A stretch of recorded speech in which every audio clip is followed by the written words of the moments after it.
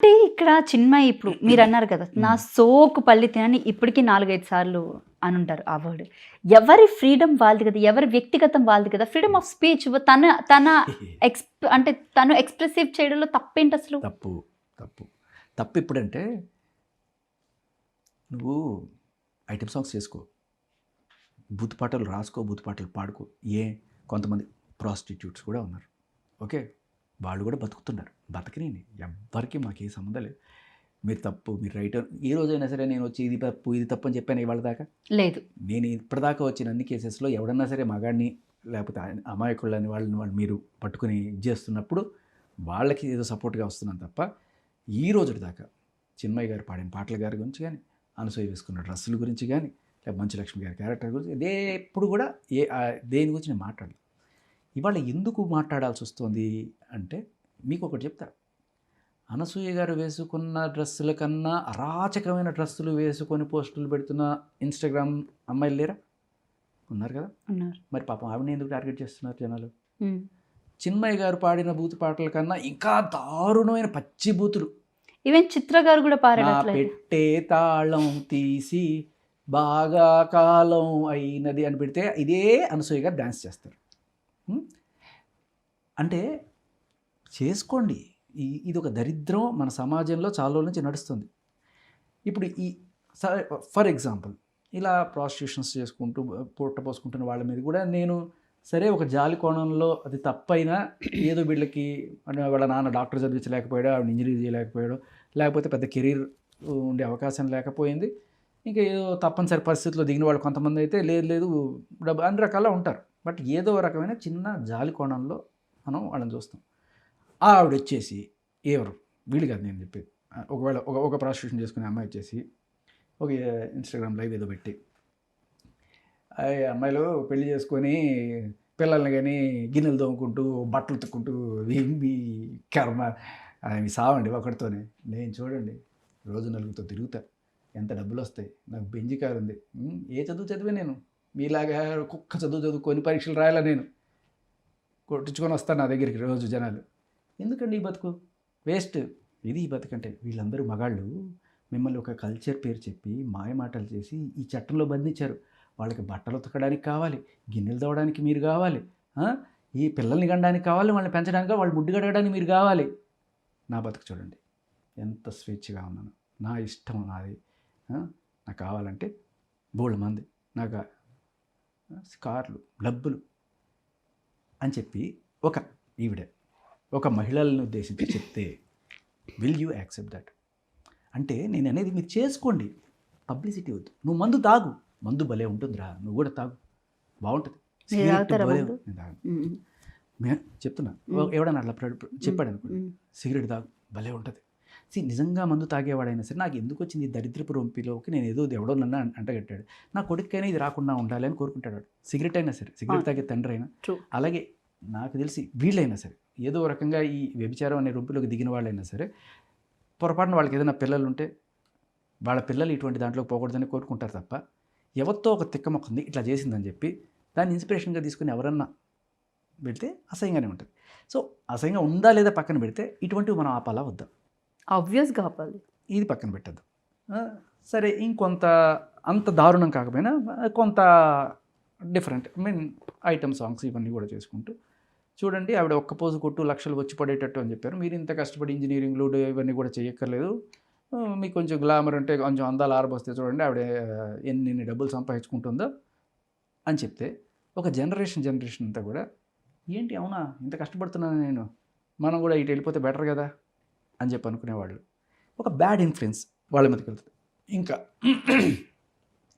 అబ్బాయిలు అందుట్లో ప్రపంచంలో అందరికన్నా ఎక్కువ కామంతో చూసే యదవులు ఉన్న దేశం భారతదేశం. అందులో మన తెలుగు రాష్ట్రాల్లో ఇంకా ఎక్కువట. ఎందుకంటే ఉప్పు కారాలు అందరికన్నా గట్టిగా తినేది తెలుగు వాళ్ళు. అంటే ఉప్పు కారం తినే ప్రతి ఒక్కరికి కామం వచ్చేస్తుందా? వేరే రోగాలు ఏమి లేకపోయి హెల్దీ బాడీ అయితే జనరల్గా మిగతా వాళ్ళకన్నా వీళ్ళకి ఎక్కువగా ఉంటుంది. అంటే మరి మందు తాగే వాళ్ళకి ఉంటుందా?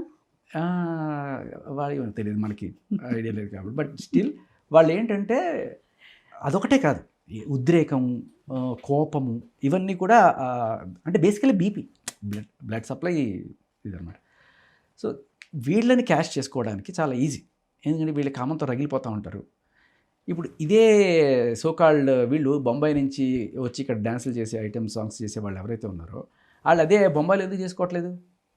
ఎందుకంటే అక్కడ చూసేవాళ్ళు లేడు, ఇంత సంఘ కాచుకునే అమ్మడపడ్డ. అంటే నాకు డౌట్ ఇక్కడ, మీరు ఇప్పుడు ఇవన్నీ మాట్లాడుతుంటే ఒక డౌట్ వచ్చింది. ఇప్పుడు సినిమాల్లో యాక్ట్ చేసే వాళ్ళు మగవాళ్ళు ఆడవాళ్ళు ఉంటారు, రైట్? Hero heroine.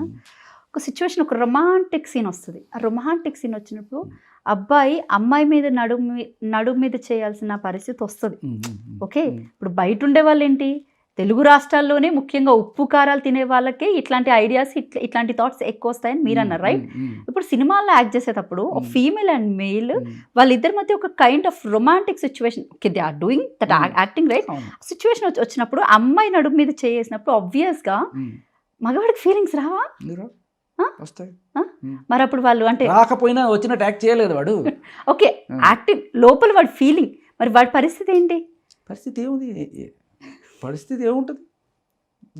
తర్వాత వీళ్ళిద్దరు కెమిస్ట్రీ బాగుంటే ఎంతమంది చట్టపట్టాలు వేసుకొని తిరగట్లేదు షూట్ అయిపోయిన తర్వాత? ఐ డోంట్ నో, అది వాడి పరిస్థితి ఏంటంటే వాడు ఏమైనా చేసుకోవచ్చు. తర్వాత దరిద్రం ఏంటంటే ఒకవేళ ఈవిని తలుచుకుంటే ఇంటికి వెళ్ళి పెళ్ళంతా సంసారం చేయడం అనేది ఇంకా దరిద్రమైన విషయం. Okay, right. ఓకే, ఈ టాపిక్ ఎక్కడితో క్లోజ్ చేద్దాం మనం. అయితే ఏంటి అంటే అంటే ఈ విధమైనప్పుడు నా ఒళ్ళు నా ఇష్టం అని వీళ్ళు అంటున్నారు. ఇంకొక విషయం చెప్పారు ఇక్కడ, చిన్న సెన్సిబిలిటీ ఏంటంటే ఇదే సీన్ నడు మీద ఖుషి సీన్ చాలా ఫేమస్ కదా ఎందుకు. ఓకే ఓకే, ఈ సీను మన వాళ్ళు అసలు మన తెలుగు రాష్ట్రాల్లో పిచ్చెక్కించిన సీన్ అది. ఇప్పటికీ కూడా రీక్రియేట్ కూడా చేశారు బోలాశంకర్లోని. ఏకంగా చిరంజీవి గారే రీక్రియేట్ చేసిన సీన్, అంత పాపులర్ సీన్ ఇది. తమిళ్లో చెల్తా, తెలుగులో చెల్తా. ఇది బాలీవుడ్లో పెడితే ఏ నడువు పట్టుకుని నడువు కోసం ఇంత హడావుడి చేస్తున్నారా? ఇంకా అమెరికాలో పోతే ఏమిట్రా ఇది, ఏమైనా కితకితలు పెడతారు. వాళ్ళకి అసలు ఏ రకమైన ఆ సెన్సిటివిటీ ఉండదు. మనకు ఒక నడుము, దాని మీద చెయ్యి, ఇలాంటివన్నీ ఉంటాయి తప్ప వాళ్ళకి అవి ఏమి ఉండవు. ఉండని చోట అలా ఉన్నారు కాబట్టి ఉండే చోట కూడా ఇలాగే ఉండాలని చెప్పి నువ్వు చేస్తే ఇది వేరు. అందుకే డిఫరెంట్ సెన్సార్ బోర్డ్స్ ఉన్నాయి. అమెరికాలో ఉన్న సెన్సార్ బోర్డు ఇండియాలో లేదు. బాంబేలో ఉన్న సెన్సార్ వేరు, హైదరాబాద్లో ఉన్న సెన్సార్ వేరు. ఎందుకు అంటే పీపుల్స్ సెన్సిబిలిటీస్ డిఫరెంట్. అక్కడికి ఇక్కడికి, అక్కడ యాసిటీస్కి ఇక్కడ చేస్తే పొరకట్లు ఎత్తుకుని కూడా వేస్తారు. ఆడవాళ్ళే కొడతారు వచ్చి, వేరే వాళ్ళు కూడా అక్కర్లా. సో మీరు ఇదే సీన్ అమెరికాలో వెళ్తే వాళ్ళు 13-14 ఇయర్స్కే ఈ ఏమంటారు పార్టీస్లో అమ్మాయి నడుము మీద చేతులు పెట్టడం, వాళ్ళు భుజాల మీద చేతులు పెట్టడం, డ్యాన్స్ చేసుకోవడం, వాళ్ళకి దట్ ఈస్ కామన్. పెద్ద అబ్బాయి అమ్మాయి నడుము పెట్టేసుకున్నాను నేను, ఓహో అనేది ఉండదు వాడికి. అండ్ ఇది ఏ రకంగా రిఫ్లెక్ట్ అవుతుంది చెప్పనా మీకు? చిన్నప్పటి నుంచి వాడికి ఓకే సరే ఇంట్రెస్ట్ ఉన్నా కూడా ఇది తప్పు, నేను నా పెళ్ళంతోనే ఏదైనా సరే తొలి ముద్ద అయినా లేకపోతే ఏదైనా సరే హగ్ అయినా ఇవన్నీ నా పెళ్ళంతోనే ఉన్నవాడికి ఏమవుతుందంటే వాడు వెళ్ళైన తర్వాత వాడు ఒక పూలగంపలో పడ్డట్టు, వాడికి ఒక యూనో ఎప్పుడు చూడని ఒక అద్భుతాన్ని చూసిన ఫీలింగు లేకపోతే అవి వస్తాయి. అలాగే ఆడపిల్లకైనా కూడా ఆ అద్భుతమైన ఫీలింగ్ అనేది ఎప్పుడు వెళ్ళిపోద్దంటే వీడికి ఒక 4 బ్రేకప్లు, ఈవిడికి ఒక 5 బ్రేకప్లు అయిపోయి తర్వాత వచ్చి సరే ఇవే పెద్ద విషయం కాదు. కానీ ఆ ఫస్ట్ టచ్ అందుకనే మన వాళ్ళు ఏం చేస్తారంటే ఫస్ట్ టైమే అంటే ఒకసారి ప్రేమిస్తారు, ఒకసారి పెళ్లి చేసుకుంటే ఇవన్నీ చేస్తారు, వెళ్ళిపోతున్నాయి, సెన్సిబిలిటీస్ మెల్లగా వెళ్ళిపోతున్నాయి. కానీ ఇంకా స్టిల్ మనం వాళ్ళతో కంపేర్ చేస్తే చాలా దీంట్లో ఉన్నాం. అలాగే వెళ్ళిపోతుంది ఇది కూడా కొన్నాళ్ళకి మెల్లగా వెళ్ళిపోతుంది. అంటే అప్పుడు జనరేషనే బెటర్ అని అనుకుంటున్నారా మీరు? ఇప్పుడు జనరేషనే ఉండదంటున్నాను నేను తర్వాత. ఎందుకంటే మీరు గమనించండి, అమెరికాలో పాపులేషన్ ఏమైంది?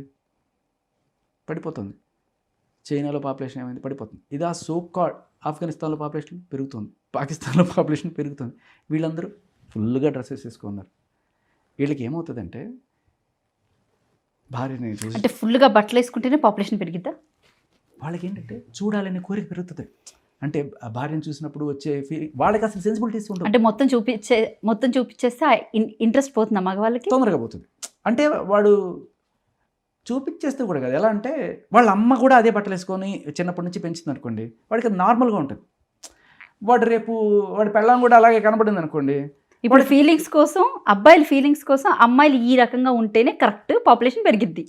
కాదు, పాపులేషన్ ఇండియాలో పెరిగినంత ఎక్కడ ఎందుకు పెరగట్లేదు అనే దానికి వన్ ఆఫ్ ద రీజన్ ఏంటంటే మన వాళ్ళు ఒక పొటెన్షియల్ డిఫరెన్స్ క్రియేట్ చేశారు.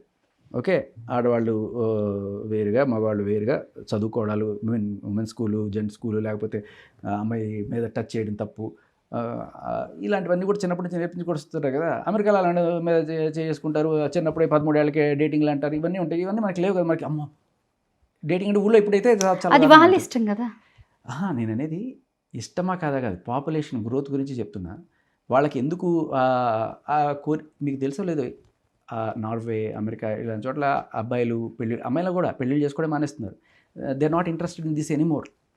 వాళ్ళ లెవెల్ పెరిగిపోయింది. వాడికి కావాల్సింది కావాలంటే ఏలోనే అమ్మాయిలు, ఏలోనే అబ్బాయిలు, వాళ్ళకి కావాల్సినట్టుగా వాళ్ళే తయారు చేసుకుని వాళ్ళతోటి సంసారాలు చేసుకుని ఉన్నారు. వాళ్ళకి ఇప్పుడు బయట వాళ్ళని చూస్తే కూడా వాళ్ళు చాలా చిల్లర కనిపిస్తున్నారు. అసలు నో కాంటాక్ట్ అమ్మాయికి అబ్బాయికి మధ్య. సో సరే, అమ్మాయిలకి అబ్బాయి మీద ఎందుకు ఇంట్రెస్ట్ ఉంటుంది అనేది నేను మాట్లాడను, కానీ అబ్బాయిలకి అమ్మాయిల మీద ఎందుకు ఇంట్రెస్ట్ ఉంటుంది అంటే చాలామంది చెప్పేది ఇలా ఉంటే దీంట్లో ఏమని చెప్పుకోండి, క్యూరియాసిటీ. ఇలా ఉందనుకోండి నార్మల్ అనేది అలా ఉండాలి, ఇలా ఉండాలి నేనేం ప్రీచ్ చేయట్లే, కానీ ఆ ఇంట్రెస్ట్ అనేది మగాడికి ఉంటుంది. ఆ ఇంట్రెస్ట్ వల్ల అక్కడికే వస్తున్నాను. ఇప్పుడు మీ ఒపీనియన్ మీరు ఎలాగైతే చెప్తున్నారో, ఇలా ఉంటేనే అబ్బాయి అనేవాడికి ఇంట్రెస్ట్ ఉంటుంది, ఇలా ఉంటే రాదు అని చెప్పేసి మీరు ఎలా మీ సెల్ఫ్ ఒపీనియన్ చెప్తున్నారో, అలాగే అనసూయ వాళ్ళు కూడా మా ఒపీనియన్ అంటే మా బట్టలు మా ఇష్టం, మా ఒళ్ళు మేము చూపించుకుంటాం, నచ్చేవాడికి నచ్చితే ప్లీజ్. నేనేమన్నా వాళ్ళు ఆపుతున్నానా, వాళ్ళని గన్ను పెట్టాను కాలుస్తున్నానా? నేనేం ఆపట్లేదు. నేను చెప్పింది ఏంటి, మీరు బూతులు మాట్లాడకండి, రాజుగారి ఫలాలు అనేది తప్పు. మీరు బూతులు మాట్లాడి ఇక్కడ నీతులు చెప్పకండి అంటున్నాను. మీరు చేసుకోండి, నేను అదే చెప్పా. మీరు బతకండి, మీ ఇష్టం వచ్చినట్టు మీరు చేసుకోండి, కానీ నీతులు చెప్పకండి. ఐఎమ్ అబ్సల్యూట్లీ నో ప్రాబ్లం, కానీ నీతులు చెప్పకండి. మీరు వచ్చి ఇంకొకళ్ళకి ప్రీచ్ చేయకండి, అంతే. ప్రీచ్ చేసినా కూడా ఏమవుతుంది, ఇవాళ మీరు చెప్పడం వల్ల ఏమవుతుందంటే, నువ్వా మాకు రిప్రజెంటేటివ్, ఆడాళ్ళందరూ కూడా అంత, నేను ఇందాక మీకు అదే చెప్పా, ఇంతకన్నా దారుణంగా చేసిన వాళ్ళు లేరా, ఉన్నారు. కానీ వాళ్ళు ఎందుకు తగులుకోవట్లేదు, ఆడాళ్ళు కూడా వీళ్ళు ఎందుకు చేస్తున్నారంటే, యు ఆర్ ప్రీచింగ్ ఇలాగే ఉండాలి. ఇదిగో వాడు చెప్పలా, ఒక 2 కర్చీఫ్లు కట్టుకొని వెళ్ళండి అంటాడు అన్వేష్. ఎంత అసహ్యమమ్మా.